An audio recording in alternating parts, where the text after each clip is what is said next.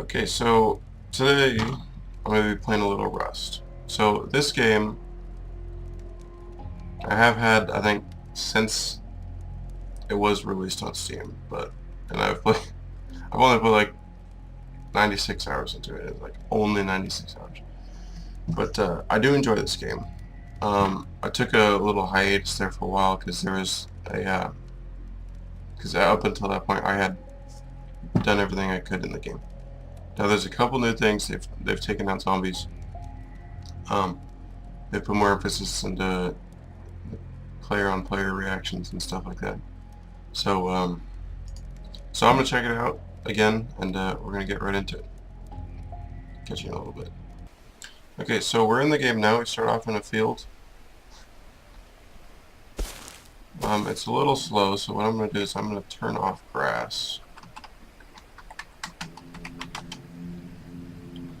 and that just makes it run a little bit smoother. Okay. So we start with a rock. I think 2 bandages and a torch. Okay, so the torch is nice, I guess for starters, so you can see or find your way around at night. So what I'm doing here, I don't know if you've followed Rust at all or heard about it or whatnot, but we're beating a rock to death with another rock, and we're gathering, I think this is a metal rock. I don't know, they changed things a little graphically. But, see if I can... Okay, so this here, I think is what the closest representation to the oldest of the metal rocks in the game, where you would harvest them and you would get majority metal, less sulfur and normal stones out of. But these over here, those are the sulfur, and I think it's another sulfur over there. They changed slightly in terms of aesthetics.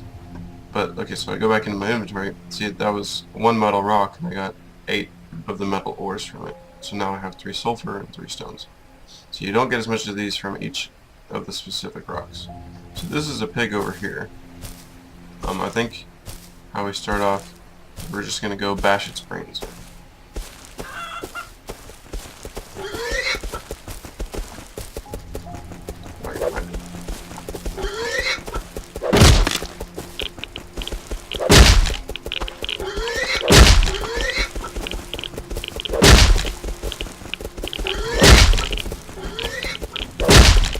Okay, there we go. We got him taken out. There's nobody else around. We're gonna start getting some nice pork off of this. So this is a phone's going. This is I love this game because you get delicious, wonderful chicken. Okay, arguably the most eaten type of food source on the planet. From the world's tastiest animal, the pig. What's not to love? So these here are wood piles. Okay, this is I think has been, I don't know, I think still is, the most preferred way of gathering wood. Because it's a whole bunch of wood all conveniently located in one pile. But should I turn around and start beating on this tree a little bit, I won't get very much. I don't think. See, I only got 1 that time. I got 1 that time. You know, just not as much. So it's just easier to get the basically things that have been just laid out for you already. So okay, so I joined this server because since I'm just starting out. The server I joined has 0 players right now. I think it's PvP. There's a couple non-PvP on there. I think this is the no sleeper server. I don't like sleepers. I think they're cheap, you know, for both sides. So like you go like raiding somebody's house, and they logged out in their house. They're asleep on the ground. Their character is still there, but they're not physically playing. All their character's possessions, whatever they had on them when they logged out, are still there. So should you come up and gank them into the face with a shotgun, their stuff is pretty much yours now, probably. And they have no way to defend against that. So what I like is the servers where you log out, your character's not there anymore. So So you take, say you log out with your most valuable stuff instead of having to, say, leave it in a chest for other people to break into your house and find. That's what I like. Well, I don't like, people stealing my stuff, because that's not fun. I mean, well, I assume that for them it is, but logging in and finding that your stuff has disappeared overnight is not the best. So what I'm trying to do now is I'm going to make a stone hatchet with the materials I've gathered, and it's going to take 5 stones and 10 wood. And so we've got that. We've got 64 wood, a Minecraft stack, and 17 stones. So what we're going to do is we're going to craft the stone hatchet now. And as you're crafting, you walk significantly slower. I think you can still crouch. Yeah, you can still try and be sneaky. That wolf doesn't know what's coming. But, okay, so the crafting, I think this is full craft, like different servers. I think this is a modded server, but the crafting in this, okay, you gotta click and drag, I forget. The server owners or the admins or whatever can change the properties of their server. So this one is, for instance, a full craft. It takes the full amount of time to craft something, as opposed to, say, like a half craft, quarter craft, 3/4 craft, or instacraft. Instacraft is kind of cheap, I think, whereas, say you're breaking into somebody's house, and they don't have anything, but they do have all the materials to make, say, like an M4 assault rifle, kind of fend you off. So they whip that up right off the bat, and you don't have one of those. I think that's a mutant over there, that red thing. I don't know if you can see it. That's a mutant bear. That is the new analog replacement for the zombies, I think, at the moment, if I've been following the development correctly. But I think those are also placeholders as well up until I think the community gets strong enough to back itself up where it's only players in the game. Whereas DayZ, on the other hand, I think DayZ is #1 on the top seller list in Steam right now, and Rust is 2. Keep that in mind. So, Rust, I think I'll like better, because I think the zombie genre itself is a bit overplayed. Well, zombies seem to be far too popular these days, I think. Like 3 years ago, sure, make a zombie game, why the hell not? Nobody's gonna say no. Then the staunch moral upbringing people. But that's that. Whereas, okay, so DayZ, I have played it back when I guess it's still a mod for Arma 2. I played it then. Holy moly, that's a lot of them over there. Jeez. Okay, so, yeah. Oh gosh, there's more of them over there. I don't know what I'm gonna do. I think I know where I am. Let's go this way over here. So, this map, okay, I don't think there's an in-game map to tell you where you are.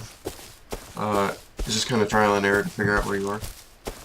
I moved my hands around under the camera. It makes me feel like I'm doing something, but you can't see it, so I may not be really doing anything. A little bit of game graphical error there. So, oh, I found somebody's house here. See, this is smart. This is a good idea for this person. Because if you were to put like pillars out here, people can't build like, say, ramps or staircases here to get up onto your second floor. And he did this all the way around. That's good. But it looks like you still could here put something down. Okay, with the metal foundations and the metal buildings and stuff, it's like a snap to place kind of building arrangement, where you put down one segment and then you can put down, like, okay, the foundation. Everything starts with the foundation. So you can put multiple foundations down next to each other, but you can't put a wood foundation in place next to the metal foundation. They're both separate, and they don't really mesh very well. So you typically have like separate structures for those kind of things. So this stone hatchet is also better than the rock at gathering. So it's just a little faster, so we're using that. And this is the boring part. Let's see what time it is. Yeah, I've still got a couple minutes left in day. So I'm going to go ahead and cut ahead to when I'm starting to either build my shelter or to find somewhere to live. So I'll catch you in a little bit. Okay, so this here is Radtown. This is one of them. So this, you can find certain gear in these boxes here. I keep thinking E's inventory because I've been playing a lot of Taiko lately. See, there's these buildings laying around that have these boxes or chests in them. And I keep thinking, just click. But you can find different things in there, like thermal bandages, some shotgun ammo, and some gunpowder, which is pretty nice. And you definitely use those. And so, as you can probably hear, there's a little Geiger counter going on. It indicates I'm taking radiation poisoning. Now, at this point, I don't have a whole lot of raids. Holy moly. But they do add up. And I don't think you start taking radiation damage until you hit like 500 rads or something like that. I don't know. But there in the beginning, I was up to like 1,000 or something. I can't remember. And that was accidental. I couldn't tell if I was taking that. Okay, so this is a bit of an error in the collision mesh. I'm walking forward, but you gotta actually kind of crouch through it. So I guess the ceiling hangs a little low. So there's a flare. Those are fun. I like tossing those through people's windows at night. It's totally harmless. It just kind of irritates them a little bit.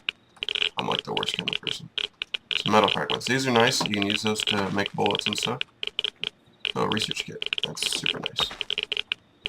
Oh, pickaxe. That's even better. Okay, so with that, pickaxe. I don't think I'll ever need that much paper. But the pickaxe is the best harvesting tool, I think. Yeah. So you get most bang for your buck with the pickaxe. Like, say the stone hatchet. Is better than the rock in terms of speed, but it harvests the same amount of resources. Whereas the metal hatchet, I think, kicks it up to like 10 most at the max. I know of at least wood it does. Or is it 15? I think it's 10. I can't remember. It's been a while. But I don't think there's that building in there never is anything here. But so the pickaxe is the best. It's a bit slower than the hatchets in terms of harvest or gathering rates. But you, for those wood piles, you can get up to 20 per swing, like 20 wood per swing. That's pretty good. And I know in an earlier version of Rust, you could smack on those things 5 times or something like that. At least 5 or 6 times. So you can get like 100 wood per wood stack, which is like with even the metal hatchet. That's like you can get like 60 at the most. That never happens. Even though I've never gotten the maximum 100 from the wood stack before with the pickaxe. But it's nice to have anyway. You know, you could you definitely get more to work with the pickaxe. Like say you're like really hurting for resources, you go out there with the pickaxe and you're in a couple minutes, you know, you got all the resources you need again, you know, well, I mean if you're really ranking them in. But the hatchets they don't just put out. So I'm getting to where I usually put my base down. It's kind of nice and sneaky. So I'll catch you back in a little bit. I just had to update on the Radtown. So I'll talk to you in a little bit. Okay, so it's nighttime now. It's really getting dark out. I didn't have quite enough wood to finish my house. I spent too much time talking, but you can do it in one day. Just like here's the small starter part of the house, you can always add on to it if you plan to, like I do. I'm going to put another foundation here. This is the foundation. What the hell is that? I'm taking hunger pains, that's what it is. So, that's the foundation. I put up some walls. You have to, for each wall you put up, you have to have 2 pillars. So the wall has to be connecting the pillars together. So I backed it up against that. I backed that side up against or in a tree. This side I kind of did the same thing to the best I could. I'm gonna put at least like a 2x2 foundation house. So I'm gonna have another room like right on the side of this wall here, out here on this corner, and then over here again. When you're building your house, or if you decide to buy this game, I do like it. It's an alpha right now. It's only $20. I think the price is only going to go up from there, so get in on it while you can. Whereas DayZ or DayZ right now is $29.99 or something like that. I think that is going to be the final price. Eventually, I might play that a little bit. I have played it before. It's really hard if you're by yourself, I think. I couldn't really get into it. It's just one of those things. The map is just so gargantuan, hunking huge. Oh, there's the plane, I think. Is that part of the ambient background music? I don't know what the plane sounds like. I know I've heard it before in the old versions, and I know what that sounded like, but I don't know if that was the plane or not. It's some or something. So I'm cooking up that chicken from that pig that I killed earlier, and just kind of munch on it like that. And it's nice. Yeah, hunger pains, you only start taking those at like 0 health, so you don't have to worry about that too often. When I can, I like to eat as much of my food as I can. Like, say somebody kills me, and they decide to take it, it kind of prevents them the benefit of eating the food that I kind of acquired. But what I like to do to save a little space, I like to put one of those storage chests under my campfire because physics, thermodynamics, and all that. Sorry, I got like hiccups or something. But so that saves a little space. You can put your camp or your sleeping bag or your bed, whatever now, over in this corner. I'm thinking of it, a workbench, and then your furnace over here, and then you have all this other room over here to do activities and things. So that's first day in Rust. Can't really do a whole lot. You gotta get more materials and stuff. So I think that concludes this video. I've been recording on my webcam for half an hour, but it's going to be less time in the video, so I'm going to cut it down. So I hope you enjoy. If you do enjoy, please click like, maybe favorite. If you thought this was good, I try to be funny, although this video is probably more serious than I intended it to be. I wanted to joke around a little bit, but diving into new things is hard to joke about for me because, I have played this I have played this before, but since the new major overhaul patch, it's been mostly new. So, yeah, it's hard for me to joke about things that I don't really understand. I try to be more serious and kind of be like, oh, I think this is what it is, so whatnot. So, yes, please, if you enjoyed it in any way, please click like. It really helps me out. It helps my other channel friend. We have a group.